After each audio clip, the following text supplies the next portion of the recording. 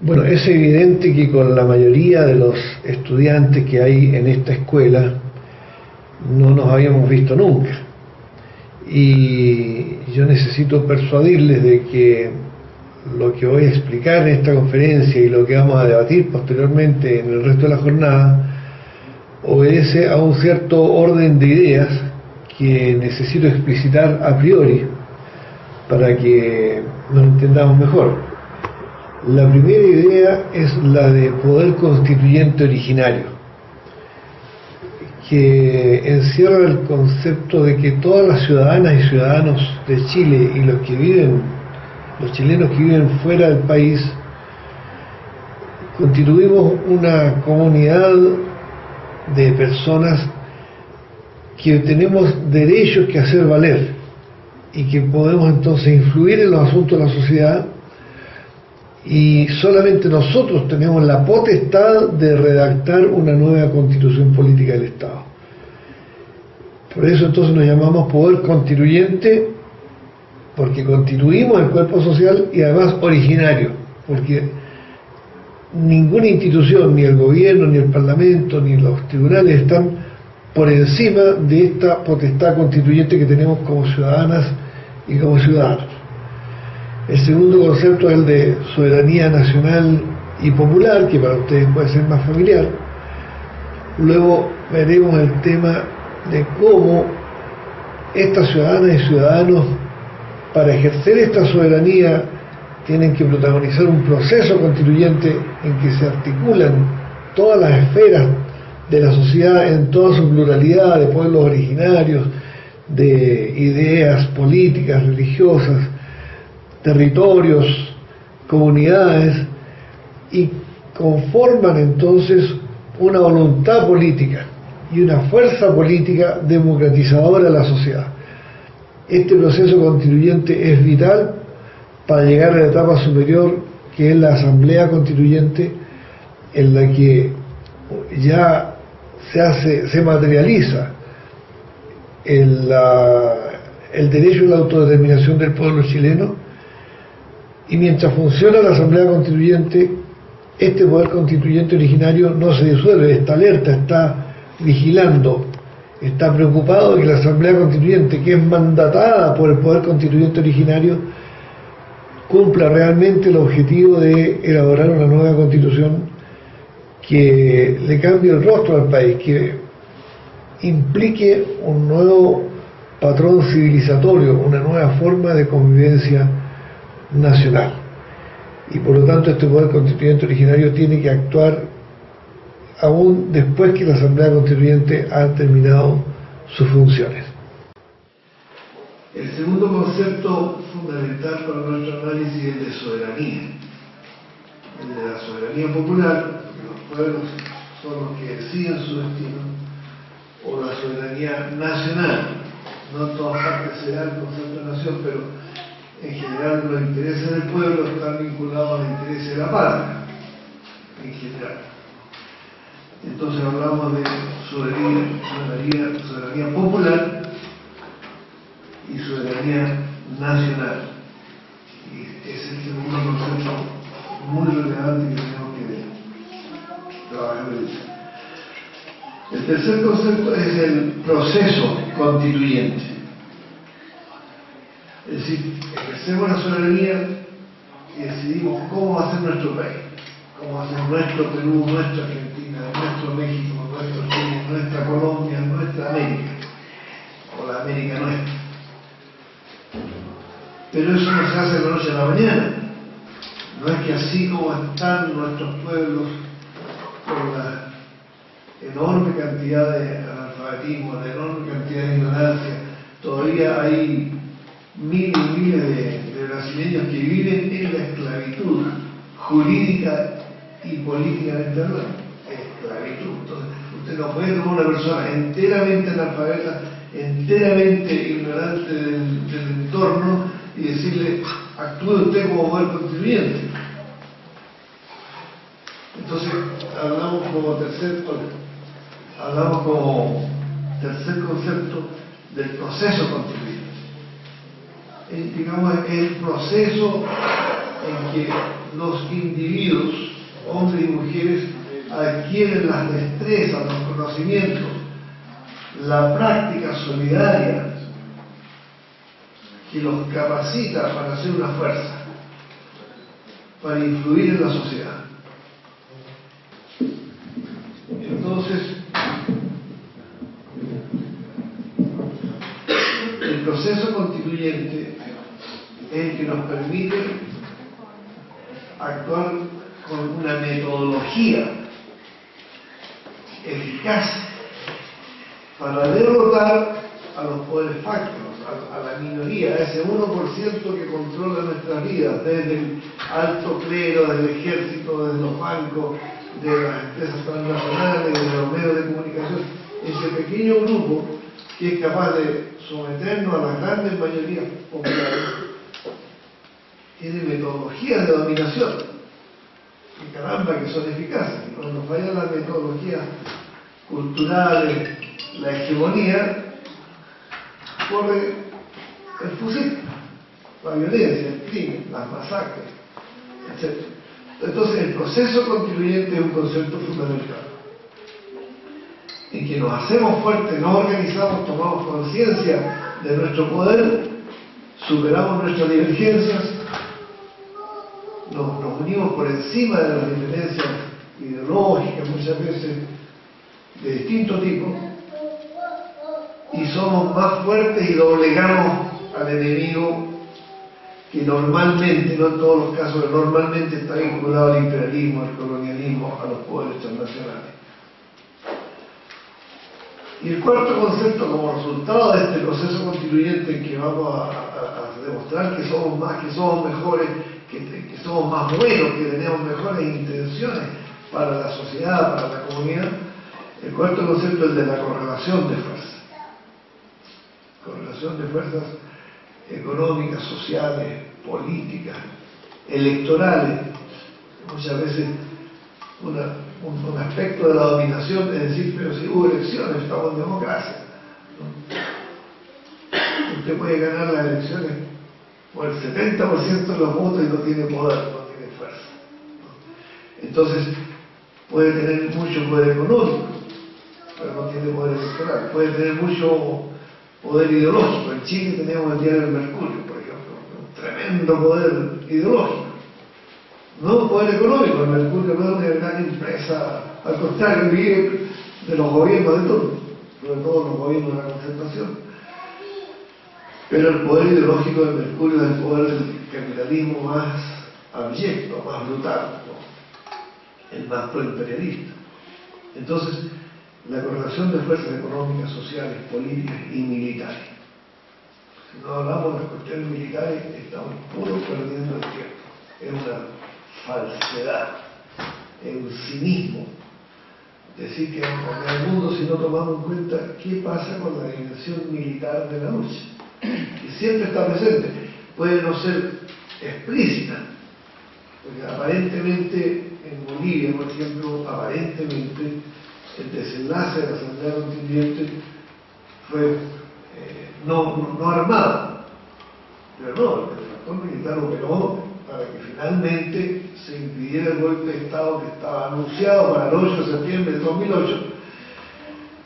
Vino la reunión de UNASUR aquí en Santiago y intervino el presidente Lula y Bachelet y se frenó el golpe, se capturó al grupo mercenario que era una parte del golpe y finalmente se impuso la Asamblea Constitucional.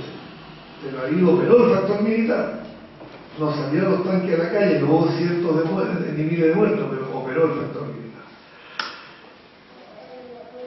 Y esa correlación de fuerzas todos tenemos que verla en la dimensión local de cada país, en la dimensión internacional. Hoy nadie puede pensar que los conflictos son entre burguesía y proletariado de un país. Es un esquema burdo, infantil, ¿no? Eso es marxismo vulgar, ¿no? Aquí hay una situación internacional, hay una crisis internacional y no ocurre nada, uso un término con propiedad, en términos absolutos, nada relevante para la correlación de fuerzas en Argentina, en Perú, en Bolivia, y no tenga que ver con esa crisis mundial. Y si nosotros hoy día estamos más o menos optimistas, más o menos envalentonados en Chile, porque la Asamblea Constituyente ha ganado terreno, es porque hay una crisis que se desató en 2008 en Estados Unidos, vino la gran recesión, solamente comparable a la crisis de 1929, perdió capacidad hegemónica Estados Unidos sobre América Latina, se fortaleció una política de desarrollo nacional en Brasil, en Uruguay, en Argentina, en Ecuador, en Venezuela, y resulta de esa menor capacidad hegemónica de Estados Unidos, en Chile empezamos a respirar después de 40 años la posibilidad, donatismo, una posibilidad de recuperar la soberanía y por lo tanto la libertad, la democracia nacional. Y bueno, como dije al comienzo, necesitamos mirar esto en una visión interdisciplinaria que yo no puedo abordar acá, pero es fundamental entender que el proceso de esta complejidad que abraza a multitudes, a millones de seres, tienen una dimensión jurídica, que es la nueva Constitución, ¿verdad? Pero detrás de eso, o antes que eso, y después de eso, está la dimensión política, está la dimensión económica, está la dimensión ética, obviamente la dimensión histórica, etc.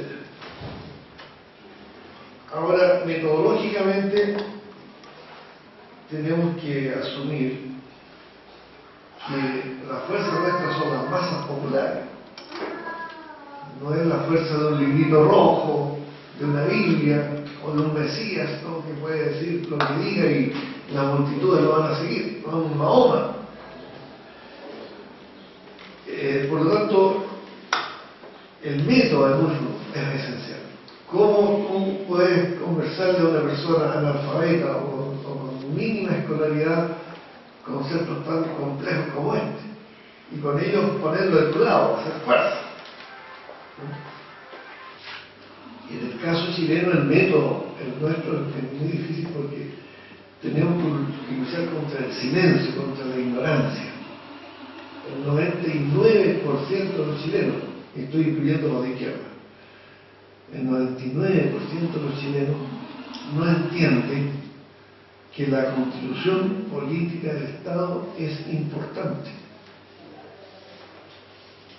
Están metidos en la revolución china, en la revolución rusa, pueden recitar a Trotsky, pero la constitución, la actual constitución, que nos heredó la dictadura militar y el presidente Lago, la actual constitución, estos super marxistas, leninistas, revolucionarios, no la han leído, no la conocen, y no saben en qué punto, en qué artículo se produce la explotación del hombre por el hombre, la discriminación, los abusos.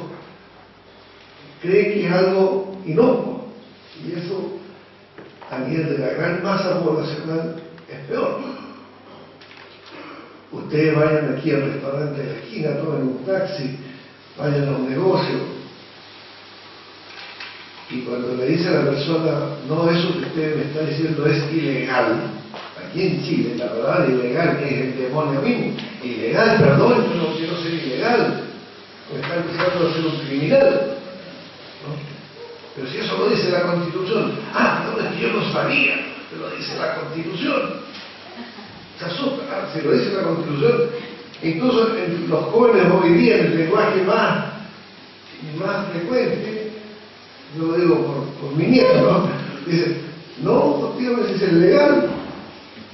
Como cosa legal es algo que tiene fuerza, que es duro, que vale, ¿no? No lo tomes en menos porque es legal. Bueno, ¿y quién hizo la ley? Si es legal, está bien, ya es legal, pero ¿quién hizo la ley? ¿Y la ley de dónde viene? Viene de la Constitución. Y bueno, ¿y quién hizo la Constitución? ¿Por qué tengo que obedecer esa ley y obedecer esa Constitución? Yo estoy mirando acá, la mitad de esta sala no había nacido en 1980. Y tienen que acatar la Constitución de 1980, y vuestros hijos y vuestros nietos tienen que acatarla, porque no se puede cambiar. ¿Por qué tienen que acatarla? ¿Dónde queda el principio de la soberanía? ¿Dónde queda el principio de que cada uno es dueño de su propio destino? Si todo lo que vas a hacer en tu vida, todo depende de la Constitución. Entonces tenemos que luchar contra la ignorancia y también tenemos que luchar contra la indiferencia de gente intelectual de alto vuelo que cree que la Constitución da lo mismo una u otra, porque al final lo que gobierna es el fusil, lo que gobierna el poder económico, lo que gobierna el imperialismo, y que la Constitución no es el vehículo que hace efectiva, legitima esa explotación militar, ese abuso económico, ese sufrimiento de millones de seres que están todos los días a esta hora que estamos nosotros acá soportando la opresión más indigna. Entonces estamos luchando contra ese silencio, porque los medios de comunicación nunca nos van a decir qué es lo que dice la Constitución, es el secreto mejor guardado. Y yo represento acá un movimiento que se llama Movimiento de la Asamblea Constituyente, que busca cambiar, hacer una nueva Constitución a través de una asamblea en que todo el pueblo de Chile esté representado, todos los pueblos de Chile estén representados, que propone eliminar las leyes orgánicas constitucionales, por favor anótenlo por separado, porque son leyes que no están en el cuerpo de la Constitución. Hay una ley sobre las municipalidades, hay una ley sobre las elecciones, hay una ley sobre las Fuerzas Armadas, hay una ley sobre el sistema tributario. Son leyes orgánicas constitucionales, son nombres jurídicos que se, en buen chileno, para emborrachar la perdiz, para que la gente se entienda. Yo te exploto, pero no trates de entender cómo te exploto.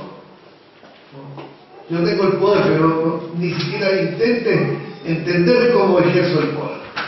Entonces está la Constitución, que hay que cambiarla de cuajo. Es una ley especial, no está en la Constitución el rol privilegiado que tiene la Fuerza Armada en Chile, es una ley aparte.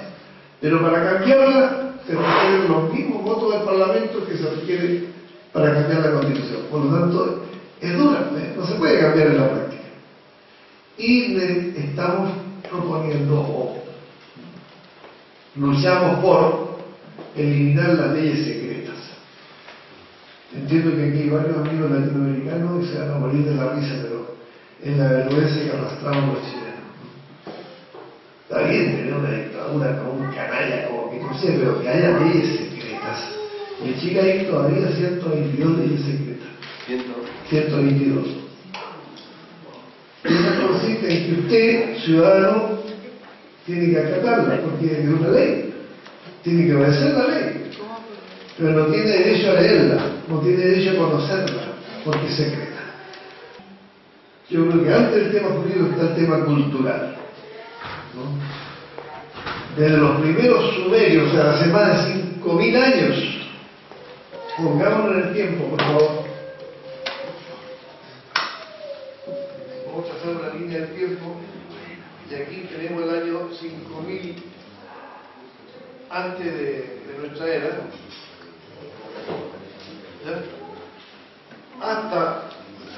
hasta 1789, la Revolución Francesa, por poner un hilo. El soberano, el que tomaba las decisiones, era un rey, el emperador, el papa, el emir, el sultán. O sea, la mayor parte de la historia humana conocida se rigió, las relaciones sociales se rigieron por la voluntad absoluta de un individuo que representaba a Dios o representaba la religiosidad y que podía decidir si tú naces, si tú mueres, tu trabajo, tu propiedad, tenía todo el poder sobre las personas. Durante 4.000 años el súbdito, para hablar con el rey, tenía que tener la cabeza agacha, no podía mirarlo, porque el rey era Dios, el emperador era Dios, el faraón tenía que estar a 10 metros de distancia y con la cabeza agacha.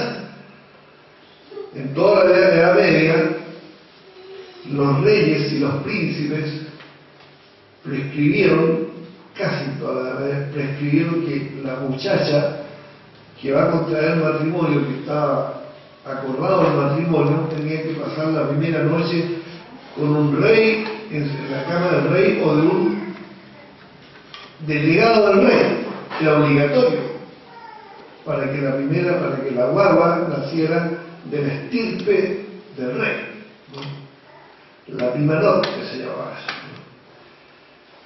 Y por lo tanto el rey decidía con quién te podías casar, con quién no te podías casar. Todavía pasa eso, pero por lo menos en ese tiempo era explícito.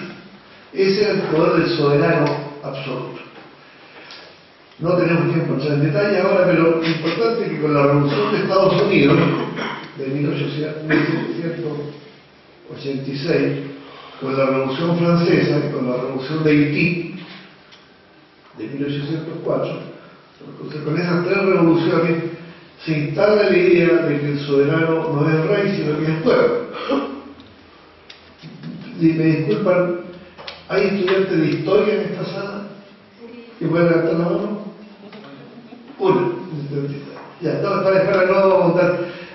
Qué importante el detalle este, que el rey Luis XVI, una monarquía absoluta en Francia, hay una gran crisis económica, convoca a los estados generales, ¿no? al bajo pueblo, al clero, a los propietarios, a la nobleza, y les dice: ayuden a salir a sacar a Francia de la crisis, y los hace discutir.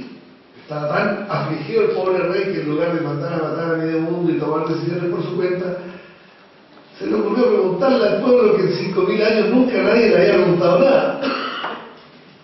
Y se encuentra con la sorpresa entonces que conspiran ahí las sociedades secretas, los jacobinos, los masones y este y lo otro, y le hacen un encerrón. Y cuando estaban ahí, los estados generales, le dicen: Su Majestad, él inaugura, hace un discurso de 1 minuto, discutan y propónganme la forma de salir de la crisis. Ese es su discurso. Y se va. Entonces, después de un mes de debates, los tres estamentos, el Estado llano, el clero, la burguesía, ¿no?, le dicen: Su Majestad, nosotros vamos a discutir, pero vamos a decidir. No le vamos a proponer nada a usted. Esta crisis no la puede salvar usted. De aquí en adelante el soberano somos nosotros, el pueblo. Se acabó el papa, el rey, el sultán, ¿no? Es un ícono la fecha de la Revolución Francesa, ¿no? Hace poco tiempo ustedes saben que le cortaron la cabeza al rey Luis XVI, a su esposa, la reina María Antonieta, y bueno, el proceso siguió, ya lo vamos a ver más tarde. Pero la idea de que el pueblo es el que manda y no un rey tiene apenas 220 años, contra 5.000 años. Entonces, ojo, este es un tema antropológico, no es jurídico. Las masas explotadas nacen pensando que lo que existe está dado, que no es cambiable. Y cuando era el obispo, ven a Dios mismo, cuando era el presidente, sobre todo en Chile. Chile, ustedes ven que es tan largo, tiene casi 5.000 kilómetros. Entonces, un habitante que está a 2.000 kilómetros de Santiago, cuando viene el presidente de Santiago, es como que llegara a Jesucristo en persona. Hay un nivel de sometimiento. Y toda la zona central de Chile, que va de La Serena hasta Puerto Montt, que son más de 1.500 kilómetros, donde está la mayor parte de la población, fue una zona ocupada por los encomenderos españoles, donde la servidumbre de 400 años todavía pesa. Y el campesino lo mira de lado, usted, ¿no? Si usted viene de Santiago, camina derecho, y sobre todo si el rubio y el ojo verde, de piel blanca, el tipo tiembla. Entonces, hay un estado de servidumbre instalado, ¿no? Estoy hablando de Chile, pero podría hablar de otros países también. Entonces, ese es un primer punto. La idea que por la cual nosotros estamos luchando, por la que ha muerto tanta gente y han habido ejemplos tan potentes como el de Che Guevara, qué sé yo, es una idea históricamente nueva, reciente, 220 años contra 5.000 años. Entonces, que nadie se sienta incapaz, tonto, ni sienta menoscabo porque la lucha no triunfa. Bueno, porque todavía es nueva, la historia humana es nueva. Luego, nosotros tuvimos una partida de nacimiento en América Latina, que es que en el ejército revolucionario que defendió a Francia de los príncipes de Europa que se avanzaron para aplastar la Revolución Francesa, había un joven venezolano llamado Francisco de Miranda. Era un tipo muy culto, un buen militar y a la vez un buen orador, un tipo fascinante. Me cuesta encontrar en toda la historia de la humanidad, en 5.000 años, una persona tan versátil, tan multifacética como Francisco Miranda. Lástima, murió muy joven, entonces no alcanzó a escribir, pero que fue a Grecia, que se conoció la Revolución Europea, que estuvo en la Revolución de Estados Unidos, que habló con Washington, que estuvo en la Revolución haitiana, que inoculó su pensamiento a Simón Bolívar, a Simón Rodríguez, a Bernardo Gil. Es un personaje portentoso, al cual la oligarquía dominante de América y el imperialismo han tratado de acallar. ¿Por qué? Aparte, porque el mensaje revolucionario de Miranda, porque Miranda fue a hablar con George Washington, lo recibió George Washington, recién triunfante de la revolución, le regaló un libro, no es por ser chauvinista, pero le regaló un libro que escribió el padre Ignacio Abate Molina aquí en Chile en el año 1760, ¿no? Sobre la historia del reino de Chile. Se lo regaló Miranda a Washington y Washington no lo ayudó. Entonces la revolución norteamericana no ayudó porque dijo: aquí voy a meter Dios con España, y si me mete Dios con España, España nos va a barrer de una plumada. Es una colonia, Estados Unidos recién, un niño de pecho. Entonces no quiso arriesgarse Washington, no obstante que simpatizaba con la idea de Miranda, y tuvo que venirse Miranda a Haití, y los esclavos haitianos que habían hecho la revolución negra en Haití sí lo ayudaron.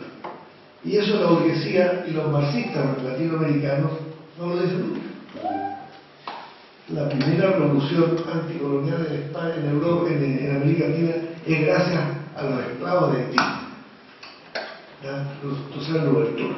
De ahí parte la capacidad económica para que en el barco Colombeya, Miranda se viniera con tropas, aunque la primera expedición fracasó, pero ahí parte la revolución anti-española. Y como está, recuerden el mundo de esa época, Inglaterra y España, más la monarquía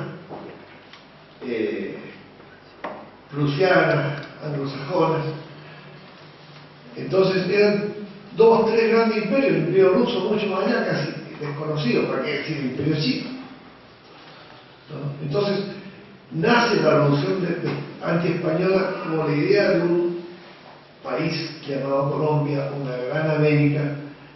Nunca, en ningún caso, por ningún motivo, se pensó ni Miranda, ni San Martín, ni O'Higgins, ni Carrera, ninguno de los próceres de esto pensó en formar 10 países, 20 países. Todos luchaban para que América, colonizada por los españoles, expulsara a la corona española y se formara en este continente una sola gran nación, la Gran Colombia. Pero antes que triunfáramos nosotros, triunfa la revolución anti-británica o anti-inglesa en Estados Unidos. Estados Unidos dice: momentito, nosotros tenemos más potencial económico, más potencial militar, tenemos más educación, eliminaron a los indígenas, tenían más tecnología, tenían sus vasos comunicantes, ya eran una gran potencia en 1818, 1820. Entonces dijeron: cuando estos latinoamericanos echen a los españoles, este nuevo mundo pasa a manos de Estados Unidos. No vamos a permitir que ahí se forme otro país grande que venga después a derrotar a los Estados Unidos, a entrar en competencia. Este es nuestro patio trasero. Por lo tanto, tenemos que decidir cómo lo controlamos en el largo plazo. Y esto no es propaganda, hay discursos en el Congreso de Estados Unidos. El discurso del presidente James Buchanan lo dice textualmente. Llegará el día en que la Unión, dice, se extenderá hasta la Patagonia, ¿no? O sea, es un ideario con el que nace Estados Unidos, que esto es un solo país subordinado a Estados Unidos. Y en el año 1826 el presidente Monroe proclama la doctrina Monroe, ¿no? Porque todavía quedan colonias españolas, entonces le dice a los ingleses: ustedes no vengan a meterse aquí, porque nosotros vamos a ver este tema de Cuba y todos estos países que todavía están colonizados, esto no va a acabar a manos de Inglaterra. No estoy aquí en una disquisición histórica superflua, no. Lo que pasa es que el ideario, el concepto de patria que tuvieron todos nuestros emancipadores, partiendo por Miranda, Simón Rodríguez, que en esa sucesión histórica, Simón Rodríguez, Simón Bolívar, que recibía educación privada de Simón Rodríguez, O'Higgins, que era alumno directo de Miranda, y O'Higgins entonces, San Martín, todos ellos forman la logia lautarina, o sea, el símbolo por el cual luchan ellos es el Lautaro, ¿no? Nuestro cacique que derrotó al ejército colonial español. Yo diría que Espartaco en el siglo I y Lautaro en el siglo XVI son los grandes emancipadores, porque triunfaron, ¿no? Lograron aplastar muchas veces a sus explotadores. De manera que la batalla que libramos hoy, en el año 2014, está basada en esas dos premisas. Es la misma batalla del año 1826, cuando Bolívar llama al Congreso Anfictiónico de Panamá y dice: unamos a toda América. Esa es la batalla que estamos librando hoy. Hoy día, ayer se reunió el CELAC en Cuba, ¿no? Eso tiene que ver con una lucha de 180 años, ¿no? El intento frustrado del Congreso Anfictiónico de Panamá. Y el tema que yo estoy abordando acá, la soberanía popular, viene con Miranda, con Simón Rodríguez, con Simón Bolívar, con O'Higgins, con San Martín, con la logia lautarina. O sea, no estamos echando a los españoles para poner otro rey, otro emperador. No vamos a cambiar a España por Estados Unidos, no vamos a cambiar al rey por un dictador militar, por una oligarquía, por una aristocracia. Vamos a cambiar la monarquía, la colonia, por una soberanía popular, por una república soberana, independiente. Esto está en las cartas de O'Higgins. Dice: sin esclavitud, sin clases privilegiadas, con soberanía popular. Estos son los conceptos que usa O'Higgins en sus cartas. Y en Chile es muy potente esto, y por eso que estoy diciendo que la dimensión jurídica de la Asamblea Constituyente palidece al lado de la dimensión histórica. Porque cuando nace la República en Chile, aquí se viene Camilo Enrique, un cura, ¿no?, que venía de Ecuador, y participa en la Revolución de Ecuador y después se mete en la Revolución en Chile. Aquí participa Manuel Dorrego. Como en Chile son xenófobos, pues no reconocen que un estudiante de Derecho en la Universidad de San Felipe, de origen argentino, se viene a estudiar este joven acá, y acá lo toma la Junta de Gobierno en 1810.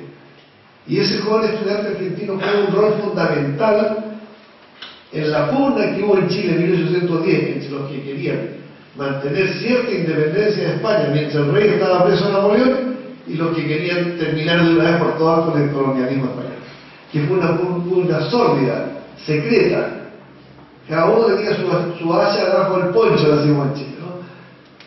Y era cuestión de semanas o de meses que un sector derrotara al otro. Y gracias a Manuel Dorrego, que no tenía fuerza armada, la revolución chilena de 1810, asaltan el cuartel donde estaban los realistas, fusilan al coronel Figueroa, ¿no? Y de ahí para adelante ya queda claro que la Junta de Gobierno de 1810 contra España es definitivamente una nueva república, y no mientras el rey de España estuviera preso en Napoleón solamente. Se dirime por las armas ese conflicto. Y ahí hay un argentino que juega un rol muy importante, Manuel Dorrego, ¿no? Y después, bueno, Chile no habría ganado la batalla de Chacabuco en el Maipú sin San Martín. es un triunfo argentino, no un triunfo chileno. Argentina toma las armas, fabrica los fusiles, diseña la estrategia, cruza la cordillera de los Andes. Ustedes se dieron cuenta, los que vienen de afuera, lo que significa subir 4.000 metros de altura por esos acantilados con cañones, con mulas, con 2.000 soldados, sin que los españoles se dieran cuenta, burlando la inteligencia militar española.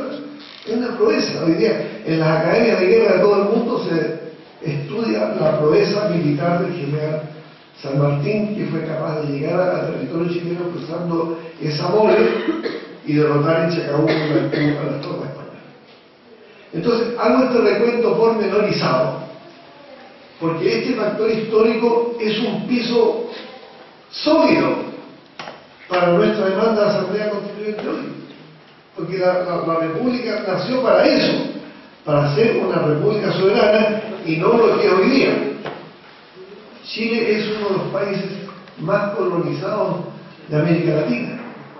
El 68% de todo lo que se produce en Chile es de propiedad extranjera. 68%. El 72% de nuestro cobre está en capital extranjero. Estamos metidos con el Pacto del Pacífico con Estados Unidos, estamos alineados con Estados Unidos, Perú, Colombia, México y Costa Rica, y estamos declarados socios extra-OTAN, la OTAN europea, pero nosotros somos socios extra-OTAN, mandamos tropas a Haití. El año pasado se instaló una base militar norteamericana aquí en Concón, no pasó nada, era lo mismo que instalar un McDonald's, una base militar de los Estados Unidos aquí, en la costa frente a Santiago, nadie dijo nada. O sea, Chile es claramente una neocolonia de Estados Unidos, falta poquito que nos convertamos en Puerto Rico. Entonces, este cuento, esta lucha que estamos dando hoy día en este debate, es la lucha de 1810. Es para que nos unamos como continente, porque solo los chilenos, solo los argentinos no llegamos ni a la esquina. Es imposible ningún proceso emancipador de rescate de nuestros recursos si no operamos asociados como continente o unidos en el sector en una sola gran patria latinoamericana. Pero la idea de la soberanía popular también viene de ahí. Entonces lo que ocurre es que en el caso chileno, esta idea es traicionada a poco andar de la república se proclama independiente en 1818 y en 1829, 11 años después, la oligarquía dice, mire, está muy bonito esto de la igualdad, la libertad, la fraternidad, los principios jacobinos, todo esto, el heroísmo de los combatientes, las batallas contra España, pero aquí hay una clase dominante, aquí están los encomenderos, están los que durante 400 años sostuvieron la economía agraria, exportadora del centro, minera en el norte y comercial en Valparaíso. Esos tres vertientes oligárquicas, la agraria, la minera y la comercial, toman el control del país mediante una guerra brutal, la batalla de Vizcaya en 1829, e imponen de nuevo entonces el concepto de plutocracia, de un país dominado por el 1%. Hasta hoy. Esta idea de que estamos en un proceso que tiene 180 años es muy importante metérselo en la cabeza al momento punto uno de que no nos confundamos con los hechos políticos de hoy. Las elecciones de ayer, que ganó Fulanita, que perdió Sultanito, ¿no? Este partido, este grupo, esta tendencia, esta idea de que estamos salvando a la humanidad, que estamos descubriendo la pólvora, que somos los únicos y que si mi partido no gana se acaba el mundo. Es una idea infantil, es una falta de visión, una falta de cultura política, ¿no? Pero además es porque el enemigo nos manipula y dice, no, si tu partido es muy superior a este otro partido, por favor, tú deberías ser candidato, tú deberías formar una energía, una fundación, yo te mando plata de Alemania, te mando plata de Estados Unidos, y van jugando con esas ideas estrellas, con esas miradas de corto plazo. Y al final tú no te das cuenta cómo estás luchando por tu partido, por tu tendencia, por tu capilla, por tu parroquia y dividiendo. Crees que estás salvando a la humanidad, pero estás en el fondo dividiendo, le estás haciendo el juego al enemigo, ¿no? Y aquí en Chile somos muy chauvinistas, bueno, casi todos América Latina somos chauvinistas, pero aquí hablamos mucho de la nieve chilena y que Allende es un monte, un personaje mundial. Pero Allende no hizo nada tan distinto a lo que hizo Getúlio Vargas en Brasil, o Lázaro Cárdenas en México, o Jacobo Arbenz en Guatemala, Perón en Argentina. O sea, en el fondo, y me disculpan, pero no los puedo nombrar a todos, en el fondo, en cada país de América Latina ha habido una Allende, ha habido una lucha por recuperar los recursos naturales, ha habido un enfrentamiento a las transnacionales, ¿no? Y directamente el Pentágono, que ha mandado tropas, en el caso de Nicaragua, Honduras, Guatemala, con tropas, ¿verdad?, Haití, o ha dado golpes de Estado a través de militares corruptos que se los compran, ¿no? Sencillamente se los compran el Pentágono. Pero la pelea es la de Bolívar de 1826. Esa es la pelea. O nos unimos o morimos, y para unirnos necesitamos pueblos organizados, unidos, activos, que ejerzan la soberanía. Ahora, en el caso chileno es más potente porque O'Higgins era una persona educada, con cultura, manejaba idiomas, y recibió ese influjo cultural de Miranda, pero además se vino a vivir a Chile un venezolano, para variar, no solo Miranda, se vino a vivir el maestro de Simón Bolívar, Simón Rodríguez, era medio una vida media licenciosa, Simón Rodríguez, ¿no? Era bueno para la tranca, para las fiestas, para vivir la vida, no era tan empaquetado y tan ordenado como Simón Bolívar, como su alumno. Y bueno, empezaron las crisis allá, las compilaciones, y prefirió no meterse en los libros y seguir a Chile, aquí a 500 kilómetros al sur de Santiago, en un pueblito de la zona costera,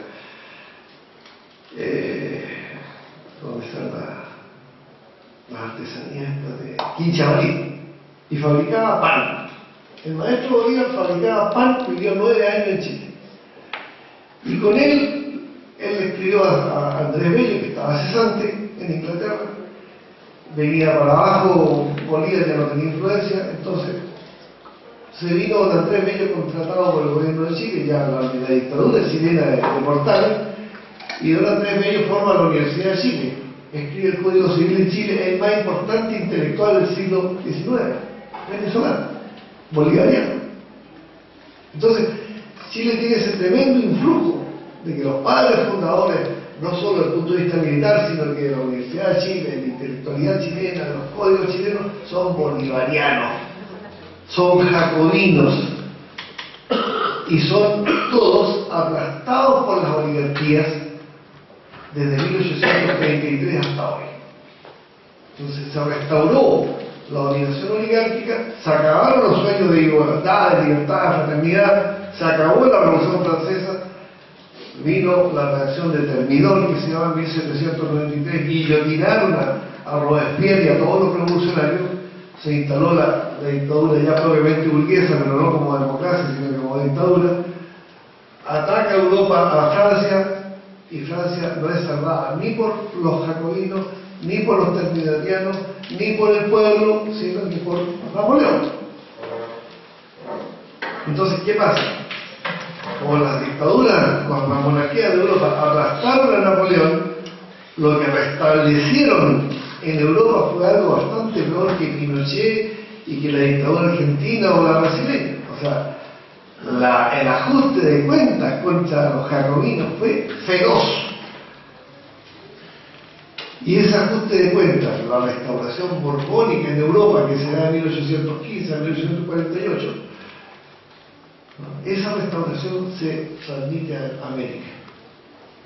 Y por lo tanto, las dictaduras que hay en Colombia, en Venezuela, en Ecuador, en Argentina, todo ese periodo, salvo el doctor Francia en Paraguay, que es un emancipador, pero igual caudillo, desde Paraguay, bueno, el gran ejemplo es, o sea, Francia es el primer Salvador Allende que hay. Fue el primero que busca producir un país sin dominación inglesa en ese tiempo, ¿no? Y por eso lo aplasta, ¿no? Entonces, quiero decir de que en el caso chileno, con todo lo que nombré, Logia Lautarina, Simón Rodríguez, Andrés Bello, la relación de Miranda con O'Higgins, todo eso hace que lo que realmente existió como República de Chile a partir de 1833 es una estafa. En la negación de la gran lucha emancipadora contra España. Y por lo consiguiente, lo que hizo Allende fue sistematizar todo esto, y lo dijo por la gran capacidad que él tenía, pues, el discurso de las Naciones Unidas. Yo creo que ustedes, si están en un periodo de formación, léanse el discurso de Salvador Allende de las Naciones Unidas en noviembre del año 1972. Y es impresionante, tú estás leyendo ese discurso, está en un reportaje a la situación política del año 2014. Transnacionales que no respetan la soberanía nacional, que pasan por encima de la voluntad de los pueblos no pueden decidir porque todo se decide afuera. O sea, es una radiografía al rol del imperialismo en los países de América Latina. Y dicho por Fidel, yo creo que Fidel analiza muy bien este punto cuando entrega su cuenta. Fidel fue durante 2 años presidente de lo que se llamó la Organización de los Países No Alineados, ¿no? Y cuando termina su periodo de pro tempore, él analiza este tema de que no hay patrias, no hay soberanías, no hay constituciones, no hay legalidades, no hay aduanas, no hay patria, no hay libertad que valga mientras haya una dominación del capitalismo transnacional como la que tenemos nosotros. Y por lo tanto, el tema nuestro no es un tema de politiquería contingente, no es para que lo absorba un partido, una tendencia, un líder, una iglesia. Este es un país, es un proceso continental que se avanza por más de 2 siglos y que mutandi mutandi, obviamente en 200 años ocurren muchas cosas. Hemos adquirido distintas experiencias, la forma en que fue derrocado Perón es distinta, la forma en que fue derrocado Allende, la que fue derrocado Getúlio Vargas, o Jacobo Arbenz, o ¿cómo se llama? João Goulart en Brasil, pero la razón es la misma. El imperialismo que nos impide desarrollarnos como naciones soberanas y que nos impide unirnos como una sola gran potencia. Entonces ya entramos en materia, ya directamente el tema de la Constitución, porque partí diciendo que la Constitución es importante, es decisiva, y hay que romper los prejuicios, porque hay un prejuicio marxista o pseudo marxista, el pobre Marx no tiene culpa de esto. Es el marxismo vulgar. Y dice, no, como la Constitución expresa un fenómeno de la superestructura, entonces lo que tenemos que hacer es trabajar en la base material, económica, social, porque ahí solita después la superestructura va a caer. Una vez que nosotros construimos la base social, se desmorona la superestructura. Es una forma en blanco y negro, ¿no? Pero no, las ciencias sociales, Marx no tenía ninguna obligación, ni se lo propuso, absorber estos temas que no son de lo que era la Europa industrial del siglo XIX, sino que son países neocoloniales en el siglo XXI. No podemos, en ningún escrito de Marx se nos explica esta cuestión. Pero la superestructura adquiere autonomía, juega un rol propio. O si no, nos explica que a Pinochet en Chile, Pinochet es superestructura, pero lo saca Estados Unidos, no lo saca el pueblo chileno. Pinochet es reemplazado por Patricio Aylwin en La Moneda porque el imperialismo decidió que Aylwin era para sus intereses mejor que Pinochet, y eso es un conflicto de la superestructura, ¿no? Entonces, cuando hay problemas muchas veces judiciales, hay problemas con la prensa, hay problemas con la televisión, sobre todo en la época de Internet, tú con una buena base de datos, con Twitter y Facebook, puedes generar una catástrofe política, puede generar un gran movimiento de opinión, ¿no?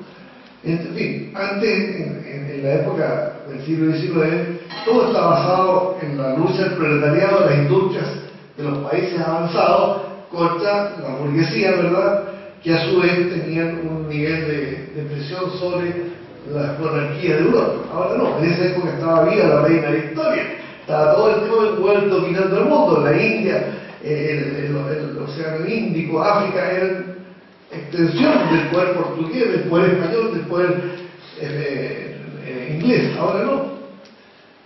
Entonces, en ese contexto, Marx no tuvo tiempo de estudiar este fenómeno, no lo tocó, y nosotros estamos ante el hecho tangible de que en la superestructura ocurren fenómenos que muchas veces, bien trabajados, pueden ayudarnos incluso a hacer revoluciones, a hacer cambios desde la base, ¿no? Material. Entonces, nuestra lucha es la base económica, es la base material de la sociedad y también es la superestructura. Para nosotros es muy importante que el Papa Francisco José esté diciendo que el capitalismo es un régimen nefasto, anticristiano, inhumano. Es un fenómeno de la superestructura, es de la idea. Pero por Dios que influye en las conductas concretas de millones de latinoamericanos. Antes no mirábamos así las cosas. Antes mirábamos la cuestión desde la pura clase, en su expresión sociológica, a lo más en su expresión militar. Ahora no, ahora tenemos que ver que hay militares que, siendo formados en el Pentágono por Estados Unidos, hacen una revolución de izquierda como el general Juan José Torres en Bolivia. No sé si compañero boliviano acá. No, Se fueron. Bueno, pero hay un fenómeno de la superestructura. Y sobre todo por ser gente joven lo voy a citar, porque ayer lo conversé con los compañeros con los que me entrevisté. El general Juan José Torres, paréntesis, en 1967, era jefe del Estado Mayor del Ejército Boliviano. ¿Ya? Entra el Che, y la guerrilla del Che es rodeada, vigilada por el ejército boliviano a cargo del general Juan José Torres, con un asesor de la CIA. Cae el Che en combate, queda herido, era cuestión de sacarle una bala y quedaba herido y se debía someter a juicio en una corte marcial. Pero antes que se produjera el escándalo de la corte, los jueces y la propaganda mundial, ordenan asesinarlo. El presidente de la República, el dictador Barrientos, el jefe del ejército, Obando, el jefe del Estado Mayor Juan José Torres y el agente de la CIA que estaba ahí. 4 personas de no, mátenlo antes que se arme un quilombo acá. ¿Ya? 4 años más tarde, el mismo jefe militar, Juan José Torres, que derrota al Che, que ordena matar al Che, hace una revolución en Bolivia, llama a una asamblea constituyente, nacionaliza el petróleo, gobierna con los sindicatos, contra el imperialismo, solidariza con Cuba, solidariza con Salvador Allende, negocia con Allende la salida al mar, Eduardo Frei Montalva, Juan Antonio Ríos.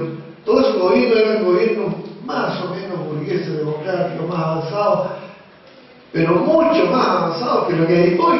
Lo que hay hoy en Chile es una dominación brutal del 1%, asociado y subordinado al capital extranjero. Por lo menos antes teníamos oligarcas que gobernaban como clase dominante chilena, ahora no es una clase dominante chilena, son socios menores de una dominación externa. Por eso somos casi Puerto Rico, un camino económico.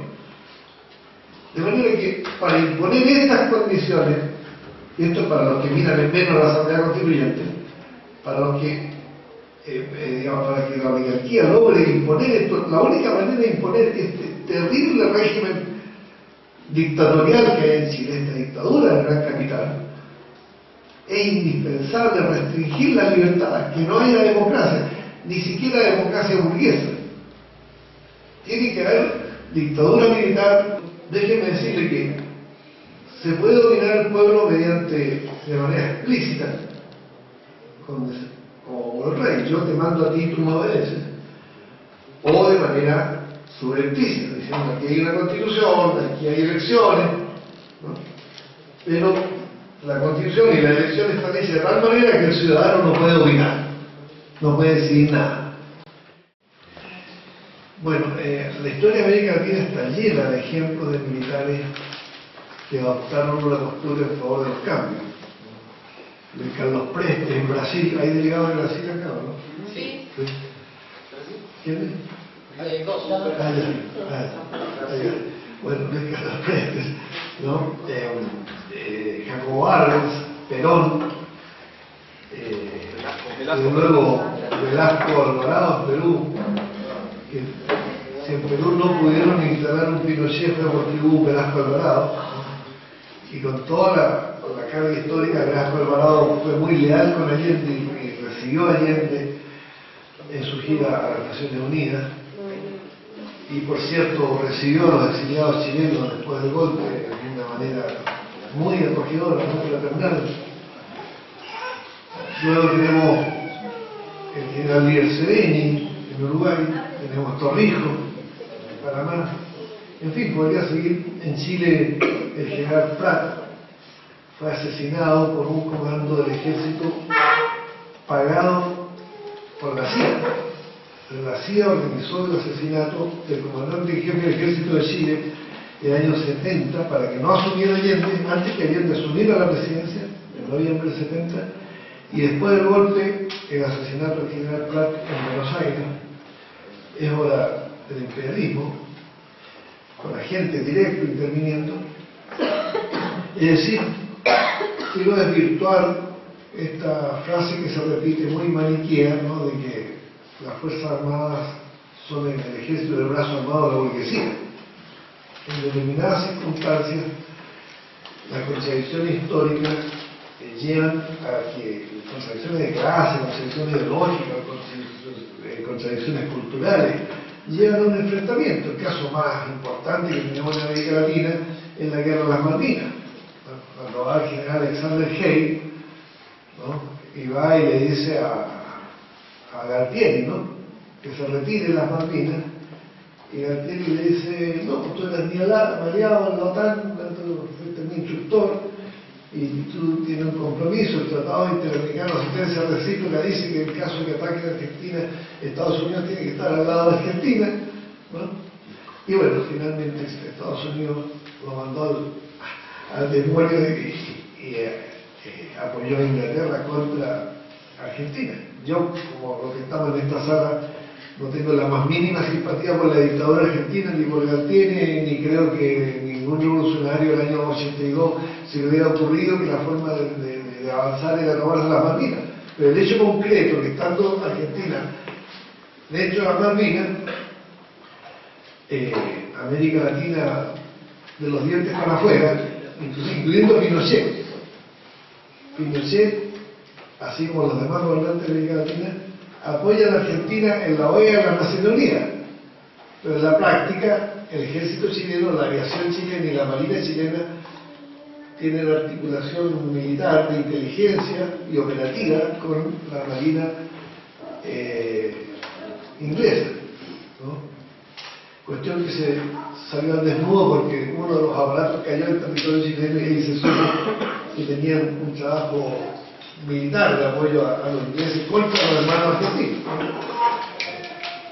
Entonces, quiero partir de esa premisa para señalar que la experiencia histórica concreta de Venezuela, Ecuador y Venezuela y Bolivia establece un periodo de debate, de tensiones, en que dentro de las Fuerzas Armadas hay unos que dicen: demos un golpe de Estado y terminemos con la Asamblea Constituyente, y otros que dicen: bueno, veamos, puede ser peor el remedio que la enfermedad. Lo que ocurrió en Bolivia fue, punto uno, la Asamblea Constituyente convocada por el presidente Carlos Mesa, no por Evo.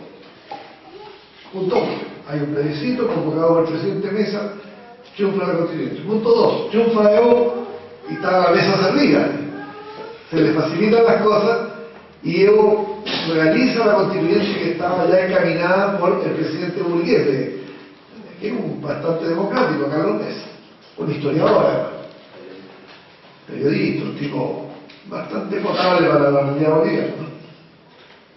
Punto 3. La derecha boicotea la Asamblea Constituyente. Entonces hay una amplia mayoría de izquierda, de orales, de revolución, en fin, indígenas, con fuerte presencia de todas las distintas, son 33 nacionalidades indígenas en Bolivia. Punto 4. La Asamblea Constituyente se realiza y pasa a la aplanadora. Y ponen ahí, no había oposición prácticamente, había muy poca resistencia. Y hacen una linda constitución, con todos los derechos que hubiéramos pedido a pedir de boca, ¿no? Con debate, pero todos del lado de acá, ¿no? Antiimperialistas, qué sé yo.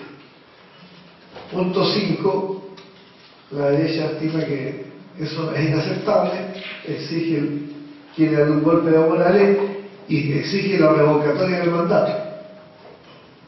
¿No? Evo Morales acepta, va a la revocatoria del mandato, gana con 67% de los votos, los sufragios sí. 67% de los votos en la revocatoria del mandato. Pero ¿qué saca con tener 67% de los votos si no tiene poder económico, no tiene poder militar, no tiene poder de prensa, no tiene un partido organizado? Estaba tan débil como antes de la votación. Y Estados Unidos decide dar el golpe en septiembre del año 2008. Entonces aquí entra el punto 6. Evo Morales negocia, con mayúsculas. Se lo digo con ese énfasis a los más jóvenes, que la palabra negociación tiene una connotación pecaminosa. Bueno, negoció Allende, negoció Fidel Castro, negoció Ho Chi Minh, todos han negociado, todas las revoluciones negocian. Lenin, por supuesto, que negoció antes de triunfar, ya estaba negociando. Y Evo negocia, y en una operación de superestructura política, al margen de la opinión de los ciudadanos, atropellando los acuerdos de la Asamblea Constituyente, cambia más de 100 artículos de la Constitución aprobados por la Asamblea Constituyente.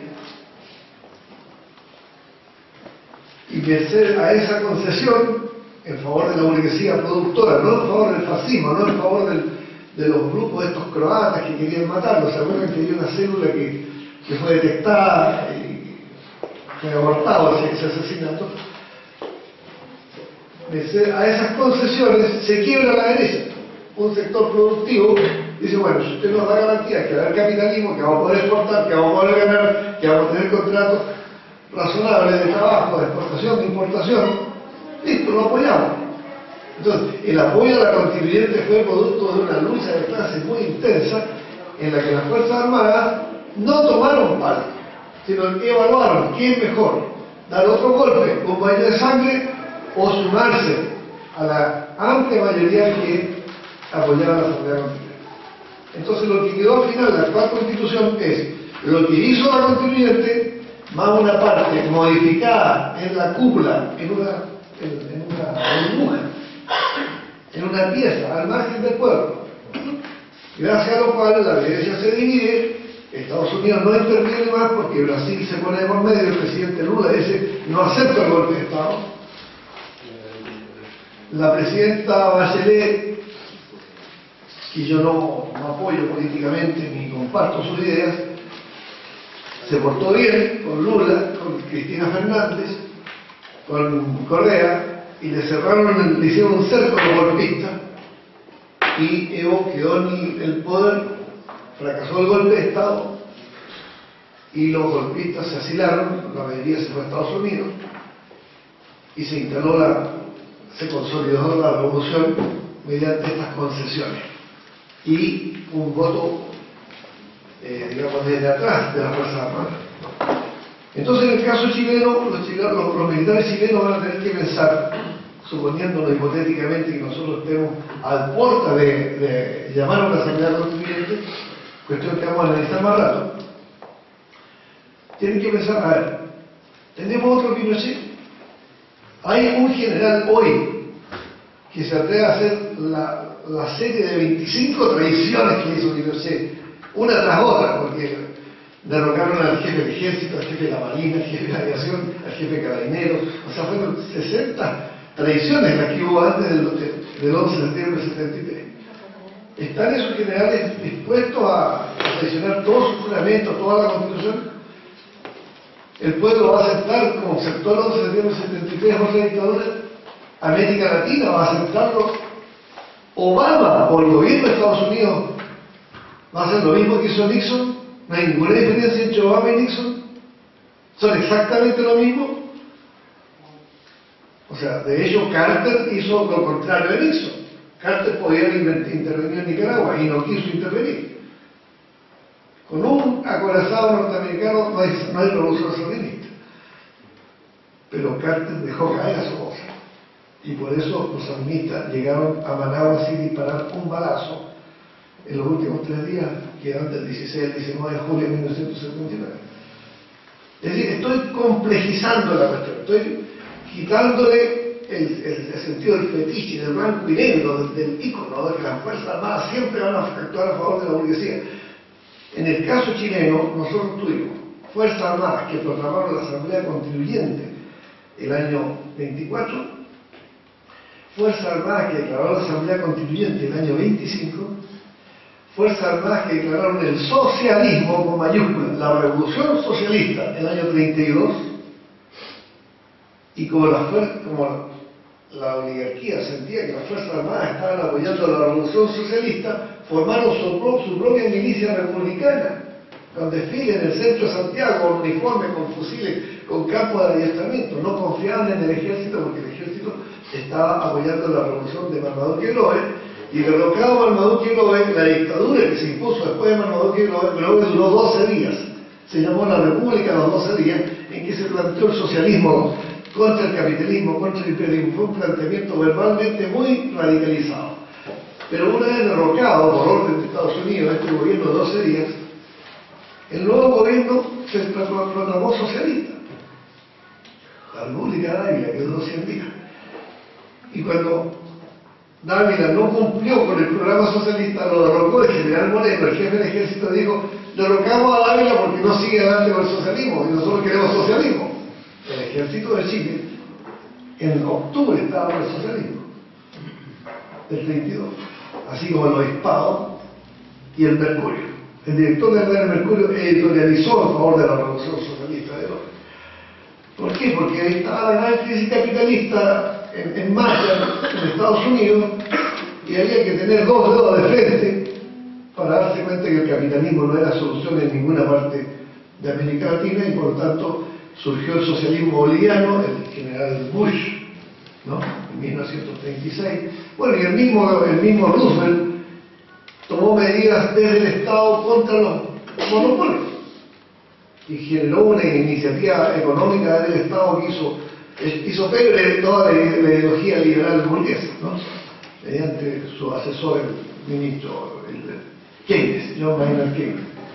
Entonces, quiero decir que el tema es muy vasto, la pregunta es enciclopédica, el rol de las Fuerzas Armadas, pero quiero acotar entonces que en las condiciones específicas de Chile, un golpe de Estado contra una asamblea constituyente significaría 1 millón de exiliados, 1 millón de presos políticos, 500.000 torturados, una guerra civil en forma. Pero ahora Argentina no estaría del lado enemigo, ni Brasil, ni Perú, ni Bolivia, ¿no?, ni Paraguay, ni Uruguay, ni Venezuela, ni Ecuador, y Estados Unidos con los problemitas que tiene en Siria y en Afganistán y en Irak. No sé si estaría tan dispuesto a secundar un golpe de Estado contra una asamblea constituyente.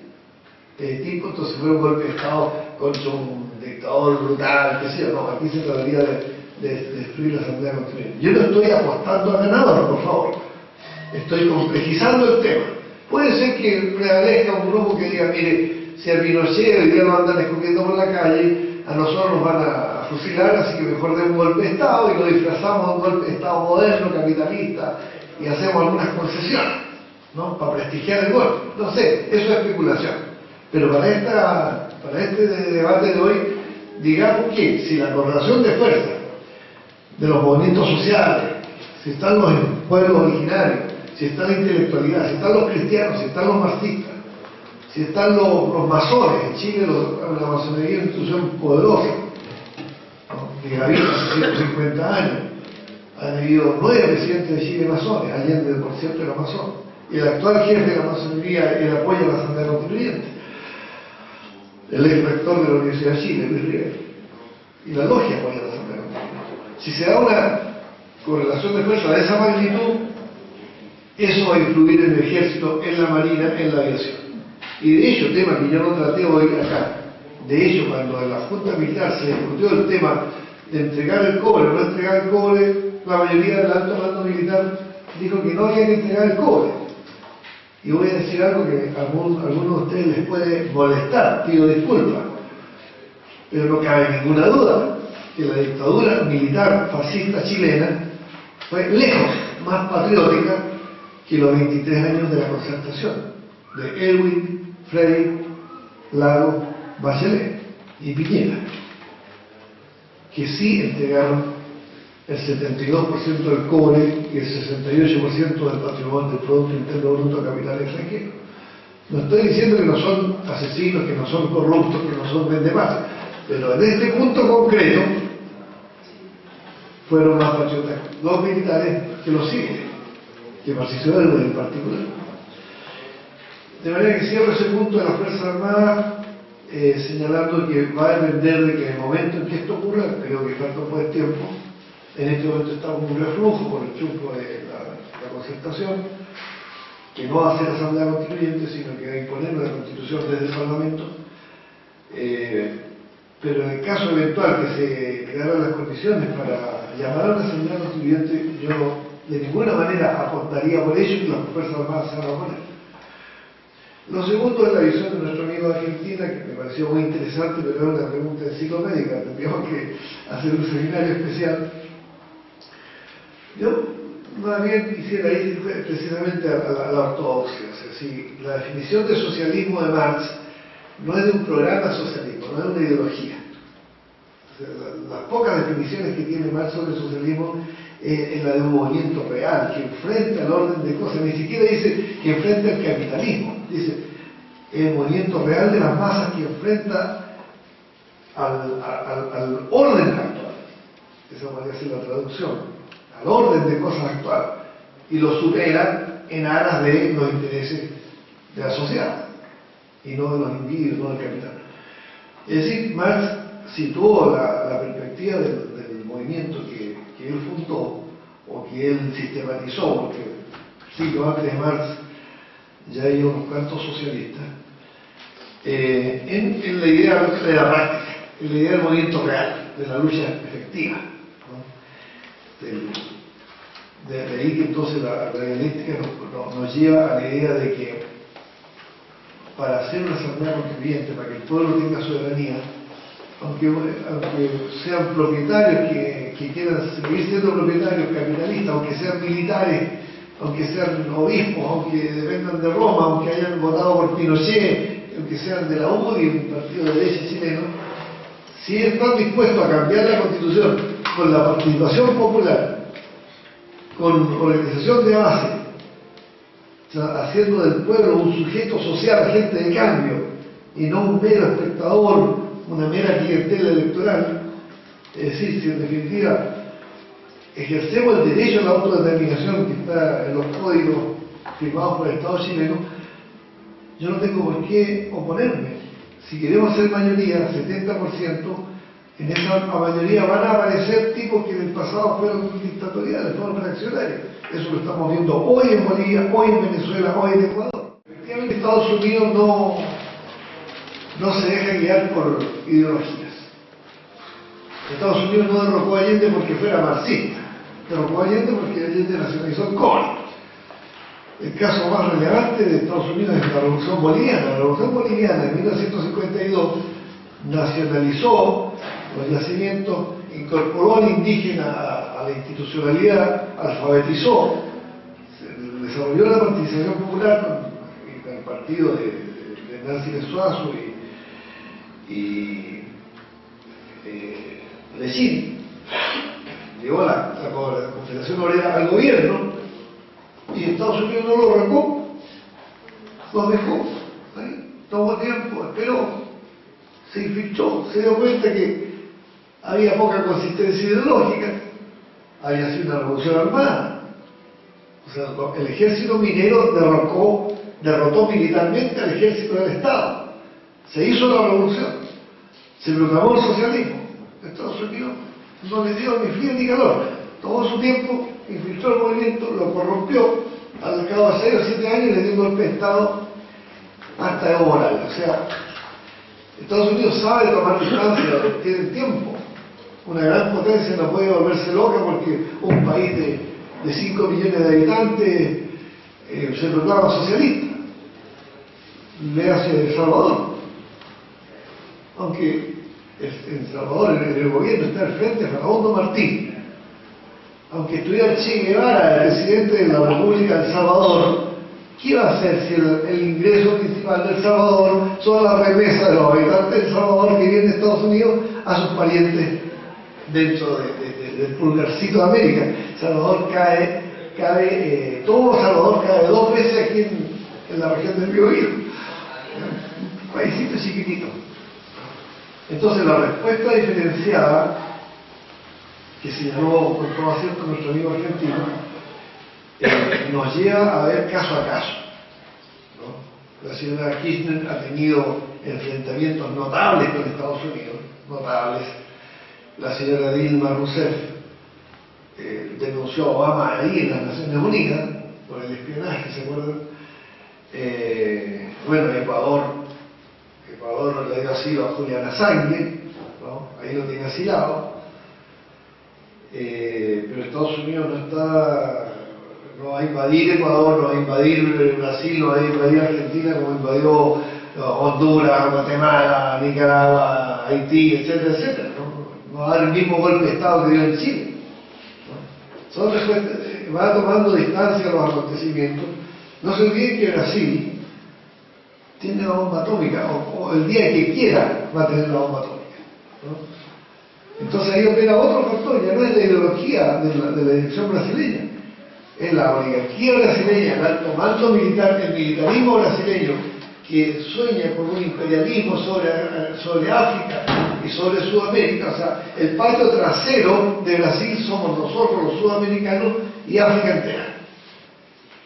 Entonces, para esos intereses, Estados Unidos es un adversario. No es que sea más izquierda, pero no está dispuesto a que ese gigante entre subordinado de rodillas a la esfera de influencia de Estados Unidos. Entonces, ¿qué hacemos los demás latinoamericanos? Yo estoy diciendo unas cosas complicadas, yo no estoy planteando preguntas, no estoy dando ninguna respuesta. ¿Qué hacemos los latinoamericanos?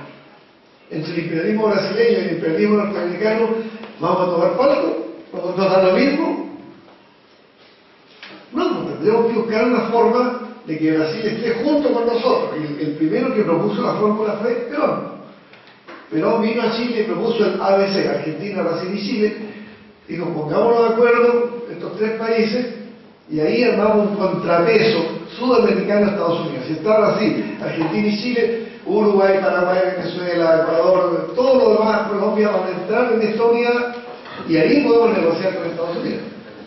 No se olviden que Perón, el primer Perón del año 54, más bien del año 48, cuando fue candidato presidencial, en una campaña para los más jóvenes, ¿no? Yo sé que los más viejos no saben esto, pero la campaña presidencial del general Perón era Biden o Perón. Biden era el embajador de Estados Unidos. Entonces, si Perón no era antiimperialista, por favor, no sé quién no va a ser antiimperialista.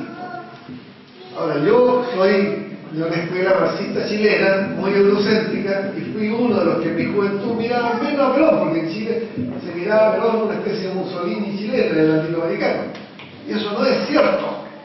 Esa es la caricatura que hicieron los socialistas eurocéntricos y los comunistas eurocéntricos, prosoviéticos, de Perón, porque Perón no entraba en la órbita de los partidos comunistas de la época.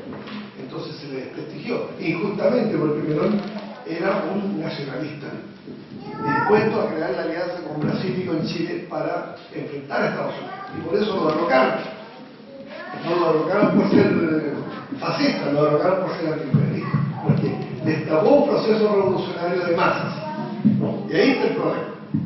Si participan las masas, por lo tanto, la mirada nacional no tiene por qué entrar en conflicto con la mirada de clase. Estoy poniendo una bomba atómica en el debate, pero con esto tenemos que hacer un seminario, porque la tendencia del izquierdismo vulgar, me disculpan la expresión, es decir que no hay fronteras, que no hay Estado, y que la clase obrera es mundial, y que la burguesía es mundial, y que por tanto como la clase obrera y la burguesía mundial es tan importante una huelga de los portuarios en Grecia como una huelga de los portuarios en Antofagasta o en Coquimbo. Obviamente que en términos prácticos no es así.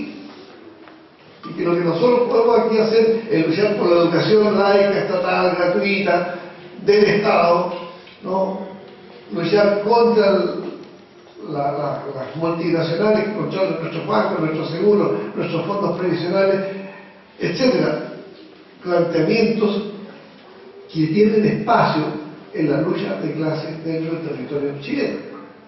Entonces no tiene por qué antagonizarse, se lo digo yo, que soy de esa generación que estuvo en todas las revoluciones donde hubo revoluciones de Estado, y creo que las revoluciones triunfantes son esencialmente patrióticas. La historia avanzó real. El discurso de Fidel en el tribunal es José Martí, por la defensa del proyecto de Martiano. No es una defensa de Marx, es una defensa de Martí. Cuando a Fidel Castro le preguntan, ¿de qué acusa usted al imperialismo norteamericano? Esto fue una entrevista en el año 66, 67, ya estaba anclada la revolución, consolidada. Él dice, yo acuso a Estados Unidos de impedir el desarrollo capitalista de Cuba. Claro que no. Y Estados Unidos invade, instala Guantánamo y transforma lo que podría ser una república capitalista emancipada de España en una colonia, en un burdel norteamericano, ¿no? Entonces, volviendo al hilo de fondo,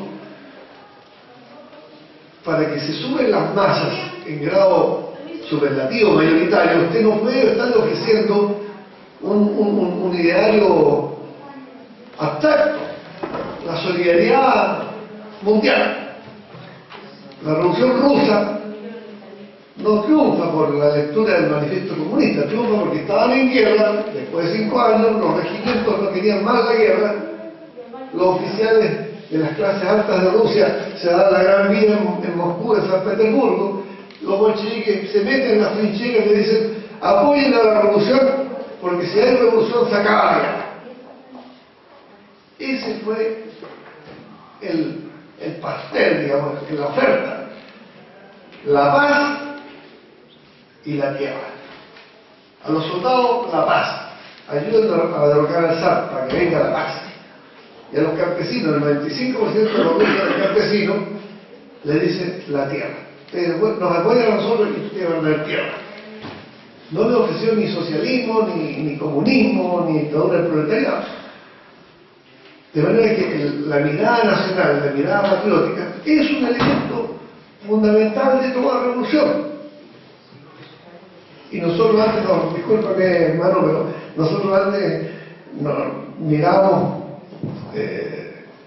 subestimamos la importancia de Perón en Argentina, ¿no? Pero yo empecé a respetar a Perón recién cuando leía a John William Cook. Y John William Cook, que era un médico joven, presidente de las Juventudes Peronistas, escribía las instrucciones que le mandaba Perón para hacer guerra y guerrillas urbanas. Y General Perón, creo que el maestro de todo el terrorismo moderno. O sea, estaba comenzando la guerra terrorista en Argelia, cuando ya Perón había escrito todos los manuales, hasta con John William Cook, de cómo llevar la guerra y guerrilla urbana a los cuarteles de la dictadura militar argentina. Y el Che es tributario de eso. El Che se quedó imbuido de estas ideas a raíz del golpe de Estado en Argentina. Entonces, mi visión del tema es que, habiendo una firme identidad en la lucha del obrero, del campesino, de los explotados, de la ciudad y del campo, con el interés patriótico, en las condiciones de Chile y de América Latina, se genera un anticuerpo, un rechazo al capital extranjero, que es lo que ha terminado imponiéndose en la práctica en Ecuador, en Venezuela y en Brasil, ¿no? Y no un enfrentamiento de clase contra clase. El enfrentamiento nacional patriótico contra el imperialismo subsume la contradicción de clase, no la niega, sino que la incorpora en su propia dialéctica. Bueno, el otro punto es estos que él dice, pasos concretos antes, durante y después de la Asamblea Constituyente, mecanismos, funcionamiento. Yo lo voy a hacer primero así casi como manual, ¿no? La Asamblea Constituyente puede resultar de una revolución social en que el pueblo se toma el poder e instala a la constituyente, como fue en la Revolución Francesa. Nosotros, por lo menos en Chile, venimos saliendo de una derrota espantosa. La primera derrota del 73 con Pinochet la segunda derrota con Erwin en el 89. Cuando asume Erwin, el primer presidente post-Pinochet, no triunfó el pueblo, no triunfó la democracia, triunfó el gobierno de los Estados Unidos, triunfaron las transnacionales. Entonces, en ese, quienes votaron sí, junto con los pinochetistas, junto con los fascistas, los supuestos marxistas. Y a resulta de esa reforma, la constitución de Pinochet quedó peor de lo que era. Antes se podía reformar con un tercio en una rama del Congreso y simple mayoría en la otra. Ahora necesitas 2 tercios en ambas cámaras. O sea, 80 diputados y 26 senadores, que es un lugar inalcanzable. Aún en las actuales condiciones de derrota a la derecha no existe ese quórum, pero no porque Pinochet lo haya impuesto, porque la concertación, para proteger al capital extranjero, para darle garantía a los grupos oligárquicos, para tranquilizar a las Fuerzas Armadas, para no perderse la oportunidad de llegar al gobierno y disfrutar de los cargos de gobierno, la concertación llama a votar sí igual que los fascistas. Esto es una cosa menos conocidas. Porque ¿cuál es el mito? ¿Cuál es la leyenda? ¿Qué se dice en Europa de Chile? Una transición ejemplar, una especie de milagro económico y de estabilidad. ¿Y quién da la estabilidad? Los 20 años de concertación. Pero lógico, ¿cómo van a ser estables si los grandes intereses de las compañías extranjeras se vieron 1000 veces más garantizados por la concertación que por Pinochet? A Pinochet lo sacan porque no da garantías e instalan a los civiles. ¿Qué es lo que queda en la retina de la opinión pública? El simple observador, que no está bien informado, que no está siguiendo, estudiando las noticias. Se fue Pinochet, por lo tanto se acabó la dictadura. Pero aquí habemos gente informada. Nosotros sabemos que la dictadura no es un hombre, no es un general, es un sistema, hay clases, hay un capital extranjero detrás. Y en particular en Chile no solo fue las transnacionales del cobre, fue el Vaticano, fue Angelo Sodano, el embajador del Vaticano, el nuncio apostólico del Vaticano, que es un hombre de Opus Dei, que vino a Chile y le dio el golpe de Estado al cardenal Silvio Enrique. La iglesia chilena tenía un ala muy progresista, que se hacía eco del Concilio Vaticano II, muy partidario de la teología de la liberación. Entonces el Vaticano manda a este súper reaccionario obispo Angelo Sodano, y junto con el embajador de Estados Unidos son los 2 grandes artífices de esta transición que no llevó a Chile de la dictadura a la democracia, sino que llevó a Chile de la dictadura a la plutocracia, ¿no? Y eso fue un producto de la intervención del capital extranjero.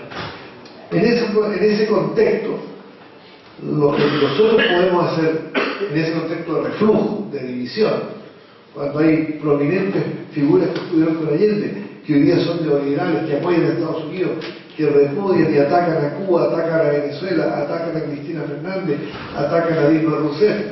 O sea, en nombre de Allende se actúa políticamente en favor del imperialismo.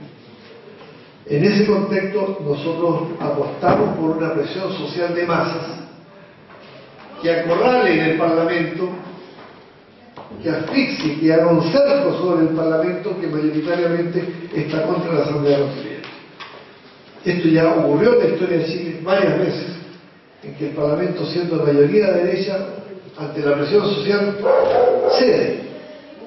Y el caso yo lo puse delante, la nacionalización del cobre, cuando Allende la propone era minoría, pero con presión social logró que incluso la derecha tradicional votara a favor de la nacionalización del cobre, y el cobre fue nacionalizado por unanimidad en Chile, en el Chile de Allende.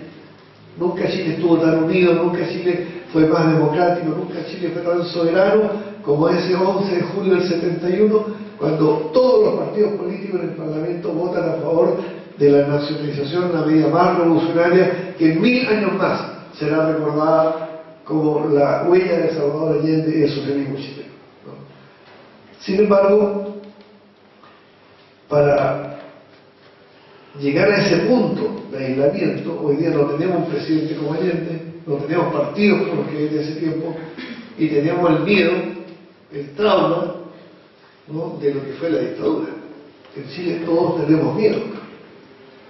Yo no creo que haya un solo chileno que antes de enfrentarse al sistema, salir a la calle, no se tome el cuello a ver si el próximo degollado no va a ser él, ¿no?, el próximo torturado. Hoy día se está matando mapuche en Chile, hoy día hay tortura en Chile, hoy día Chile es denunciado a los organismos internacionales por violación de los derechos humanos. De manera que esta situación, pongo todos estos elementos sobre la mesa para que se me entienda por qué yo creo, nuestro movimiento estima, de que lo que hay que hacer es intentar acorralar con presión social y política, de tal manera al status quo, a los parlamentarios actuales que están mayoritariamente contra la Asamblea Constituyente, para que no sean un obstáculo. Nosotros no le pedimos a que los diputados, los senadores elegidos mediante una ley fraudulenta, el sistema binominal, convoquen ellos a una Asamblea Constituyente. Lo que le pedimos a los diputados senadores es que reconozcan que quien tiene que tomar la decisión, si se cambia esta Constitución o no se cambia, es el pueblo. Y por lo tanto acepten un plebiscito en que el pueblo decida una cosa, seguir con esta Constitución, u otra, llamar a una constituyente para hacer una nueva con participación popular. Obviamente que no son tan ingenuos. Ellos responden a intereses económicos, intereses militares, intereses imperialistas, intereses de clase. Y saben que si le preguntan al pueblo, nosotros vamos a ganar ese plebiscito. Entonces, como saben que no pueden aceptar la Asamblea Constituyente, mensaje a las agrupaciones izquierdistas o de ultraizquierda, como los que tienen el poder saben que no debe haber Asamblea Constituyente porque en cualquier escenario serio, democrático, vamos a ganar un 80% de los delegados de la Constituyente, vamos a tener mayoría abrumadora dentro de la Asamblea Constituyente, entonces han retrocedido. Antes nos silenciaban, ley de hielo, no se publica nada. Crecimos tanto que ahora no solo se publica, se discute todos los días. ¿Y cuáles son las líneas por las cuales ellos nos combaten? La primera línea, quieren hacer el mismo caos y desorden de Venezuela, de Bolivia, de Ecuador, que las asambleas constituyentes trajeron el desorden social, el enfrentamiento, ¿no? Y nosotros los chilenos somos muy ordenados y no tenemos por qué caer en ese desorden que hubo en Bolivia, en Ecuador y Venezuela. Falso. Las asambleas constituyentes en esos países trajeron orden, trajeron diálogo, trajeron Estado de Derecho, trajeron una norma de respeto a los derechos humanos. Otro argumento. En realidad, estos tienen razón, estos que tienen la Asamblea Constituyente, pero es tan difícil porque la Constitución de Pinochet, la Constitución actual no lo permite. Entonces mejor sigamos con la actual Constitución, total ya llevamos 30 años con la actual Constitución y ha funcionado, y mal que mal no nos ha ido tan mal, somos los jaguares de América Latina, somos la economía más próspera de América Latina, somos un ejemplo para el mundo, le enseñamos a todo el mundo cómo salir de la crisis. Ese lenguaje es nuestra lista. Y por lo tanto, será una constitución antidemocrática, le impusieron 4 generales, pero dejémosla porque es muy difícil cambiarla. O sea, un planteamiento cívico, ¿no? Bueno, frente a eso nosotros decimos, la constitución, la primera que tuvimos, la de 1833, fue impuesta por Diego Portales sin aplicar la constitución anterior, la que había de Manuel Belgrano. La segunda constitución de 1925, de Arturo Alessandri, fue impuesta sin utilizar la constitución de Portales. La tercera, la de Pinochet, fue impuesta sin utilizar la constitución del 25. O sea, las 3 constituciones que han habido en la historia de Chile han sido imposiciones de poder fáctico, de correlación de fuerzas económicas, sociales, políticas y militares. Por lo tanto, ¿por qué a nosotros ahora nos piden que apliquemos la constitución de Pinochet? Si la de Pinochet es ilegal, es ilegítima, y no es una constitución, es un bando militar. Tiene número, 3.464. Entonces los argumentos que usan para rebatirnos son muy pobres. Y nosotros en el debate ganamos. Nosotros hemos recorrido el país, somos muchos, porque hemos hablado de muchos escenarios, y en la guerra de las ideas nosotros ganamos, ¿no? En el debate. Por eso que no nos van a dar el gusto de tener la Asamblea Constituyente, y hoy día no tenemos mayoría para imponerla, y con la mayoría que tiene la actual concertación más Renovación Nacional, ellos se preparan ya para estos días redactar una nueva constitución e imponernosla desde el Parlamento. Entonces nos van a decir, ustedes querían nueva constitución, ahí está, se la entregamos hecho. Pero ustedes quédense en la casa, vean el fútbol, vean el campeonato mundial, vean la farándula, pero no se metan. Nosotros los diputados actuales, elegidos mediante el sistema binominal, el sistema fraudulento, nosotros les vamos a entregar a ustedes la nueva constitución. O sea, el tema de fondo es que el pueblo no se meta, que no haya protagonismo social, que no intervenga el sujeto social, agente de cambio, que es el pueblo cuando se organiza.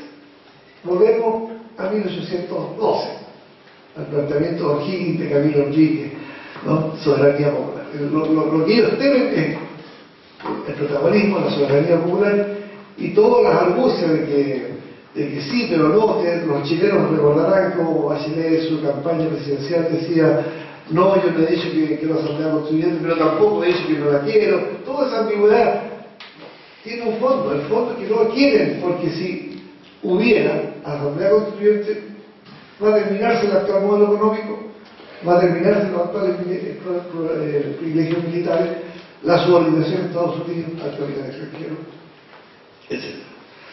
Y el paso, por lo tanto, necesario es que haya una ley en el Parlamento que llame a un plebiscito o a una consulta ciudadana. Aquí ya nos pondríamos demasiados pesos, yo creo que es muy tarde y preferiría no entrar en el detalle, ¿no? Pero hay para decirlo en términos generales, hay un amplio campo de resquicios jurídicos que nosotros podemos utilizar desde la Constitución de 1900, porque se da un mando militar, pero está vigente. O sea, nosotros estamos reunidos en esta sala porque la Constitución de 1900 nos permite reunirnos en esta sala, ¿no? Bien claro. El que crea que la Constitución no está vigente, por favor, que intente hacer esta reunión en la Plaza de Armas. Aunque sea la Plaza de Armas de Tinúa o la de Santiago, en 10 minutos llega la fuerza pública y los va. El que crea que está fuera del sistema, esas palabras que se acuñan, se repiten, se manosean, pero ¿quién está fuera del sistema? ¿Quién está fuera del sistema? ¿Acaso no compraron el pasaje para venir para acá? Cuando compraron el pasaje no pagaron un impuesto. ¿Acaso la comida que van a tener en su casa cuando regresen a su casa no es producto de un contrato de trabajo? ¿Acaso el centro de alumnos, la Federación de Estudiantes de la Universidad, el sindicato, la Confederación Nacional, la actividad de Cristian Cueva, de Alicia Muñoz, de los que vinieron acá, no una actividad que está dentro del sistema? Entonces aquí no, aquí claramente Allende pudo haberse equivocado en la persona de Pinochet, en otro general, en otro traidor, en la relación con Estados Unidos, pudo haber cometido errores en la metodología de la defensa del proceso, pero la idea de que las instituciones del Estado, aunque sean instituciones burguesas, te permiten formar sindicatos, hacer conciencia política, cambiar la correlación de fuerzas, influir en la iglesia, influir en el ejército, influir en los negocios y hacer a veces buenos negocios. Si hoy día está Venezuela, que es una potencia petrolífera, muy bien podría ocurrir que la burguesía chilena, que está hasta aquí en crisis porque no tiene energía, diga, bueno, será muy comunista señor Chávez, señor Maduro, pero tiene petróleo, a lo mejor es un buen chico, hagamos negocios con eso. Y la solución con Bolivia, la salida mal por Bolivia, que nunca nada, resulta que Bolivia nos soluciona todo el problema del agua y todo el problema energético en un año. Si tuviéramos un trato con Bolivia, Bolivia le soluciona a Chile todo el problema energético y el problema del agua, sin el cual Chile no va a poder explotar su cobre. O sea, ya las empresas yanquis, ya las empresas norteamericanas están sufriendo porque Chile no llega a un acuerdo con Bolivia. Es decir, se generan contradicciones interburguesas con las cuales tenemos que trabajar. Para este trabajo nosotros hemos hablado con todos los sectores de la sociedad civil. Son problemas que hay que ver de distintos ángulos, no verlos en blanco y negro, no creer que tenemos a priori respuesta para todo, el análisis concreto de la realidad concreta, del fenómeno concreto, qué herramientas nos da. Hoy día las herramientas son Mercosur, ALBA, esto, el ALBA de los pueblos, CELAC, ¿verdad? La crisis norteamericana nos da oportunidades. Incluso el potencial militar chino, el potencial militar ruso, genera una capacidad de disuasión al Pentágono. Estados Unidos tiene bombas atómicas para destruir 100 veces el planeta Tierra, pero que han destruido ellos también. De manera que en algún momento los empresarios norteamericanos, los ciudadanos norteamericanos, los 200 millones de ciudadanos activos en política ya tienen que decir, bueno, tenemos capacidad militar para pelear contra el resto del mundo, pero después que le ganemos al resto del mundo, ¿qué hacemos? Entonces, puede ser que en Estados Unidos surjan tendencias, por ejemplo, como la que surgió con Al Gore, para decir, no, el capitalismo es incompatible con la naturaleza, con la preservación del ambiente. Y así sucesivamente pueden haber elementos contradictorios de la economía capitalista con los cuales nosotros podemos trabajar. Así que fundamentalmente en este punto yo plantearía de que lo que necesitamos es un plebiscito para que la gente opine. Uno de los requisitos sería que no se llame plebiscito, porque el plebiscito está prohibido. La consulta no está en la Constitución, por lo tanto no está prohibida. Para crearla no necesitamos 80 votos, necesitamos 62 votos. Y por lo tanto podríamos hacer la consulta. Y la consulta es no vinculante. ¿Qué significa que no vinculante? Que no obliga a los poderes del Estado, no obliga al Parlamento, al Ejército, a nadie, a la Contraloría.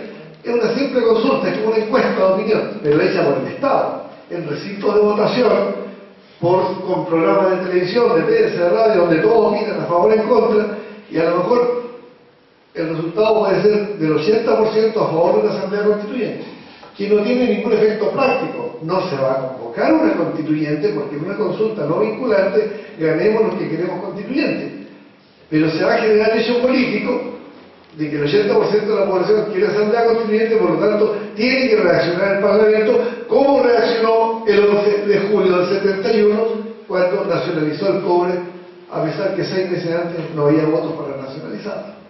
O sea, no estoy hablando de fantasías. Hay precedentes en Chile de que la mayoría parlamentaria reaccionaria ha tenido que ceder. Y nosotros apostamos a esa posibilidad. Y lo último, el tema del método, yo creo que aquí uno de los sectores, no voy a dar nombres para nadie, pero hay sectores que trataron de restarle importancia a nuestro movimiento, la Asamblea Constituyente, decían que lo importante es la nueva Constitución, no tanto el método, si se hace en la Asamblea Constituyente o se hace dentro del Congreso, eso no da menos, lo importante es que haya una nueva Constitución. Eso es falso. Eso es absolutamente falso. ¿Por qué? Porque en el proceso constituyente que hablé al principio de esta charla, participa toda la gente, de Arica a Magallanes, los más remotos rincones de la sociedad. Y ahí se adquiere conciencia, se adquiere un sentido de solidaridad, sentido de país, de responsabilidad, de obligaciones, de derechos, ¿no? De responsabilidad. Es decir, el espíritu cívico se acrecienta. Y al acrecentarse el espíritu cívico, arrinconamos a los fascistas, a los autoritarios, a las élites que nos dominan. Y luego significa que tenemos tanto poder que elegimos más delegados que ellos. Ganamos en la Asamblea Constituyente. Pero después que la Asamblea Constituyente redactó la nueva Constitución todavía no entra en vigor hasta que no la refrendamos nosotros, los ciudadanos, el poder constituyente original. Entonces, este proceso constituyente nos permite formar una fuerza política articulada, con liderazgo, con perfil, con organización, con disciplina, que gane las elecciones para la constituyente, después gane el plebiscito que tiene que decir sí o no al nuevo texto constitucional, tiene que haber un plebiscito. La Asamblea Constituyente no es soberana. La Asamblea Constituyente le propone al pueblo, el que decide somos nosotros, el pueblo. Y después que está aprobada por el pueblo en un plebiscito, esa nueva Constitución puede ser violada una y mil veces por el ejército, por los poderes fácticos, por los empresarios, si no hay un pueblo organizado. No se trata que ellos nos entreguen una nueva Constitución redactada entre gallo y medianoche, porque esa Constitución va a ser violada si el pueblo no está activo, vigilante, como protagonista. Entonces es indispensable el proceso constituyente para que esa fuerza popular gravite después que se apruebe la nueva Constitución. Cuando ya se aprobó la nueva Constitución se llama elecciones, hay que elegir nuevo presidente, nuevo parlamento. Yo creo que si hacemos constituyente en Chile, vamos a suprimir la Cámara de Senadores, la Cámara de Diputados, vamos a dejar una sola Asamblea Legislativa, ¿verdad? Hay que elegir delegados a esos diputados, a esa Asamblea Legislativa, representantes. Hay que ganar esas elecciones, tenemos que tener 140 buenos candidatos para ganar esa elección. Y después que dictemos las nuevas leyes en el nuevo Parlamento, con el nuevo presidente, con el nuevo primer ministro, la derecha, el imperialismo, los poderes fácticos van a estar conspirando permanentemente para revertir ese proceso. Entonces necesitamos este poder constituyente originario activo, presente. No ahora, en la coyuntura, sino que por los siglos de los siglos.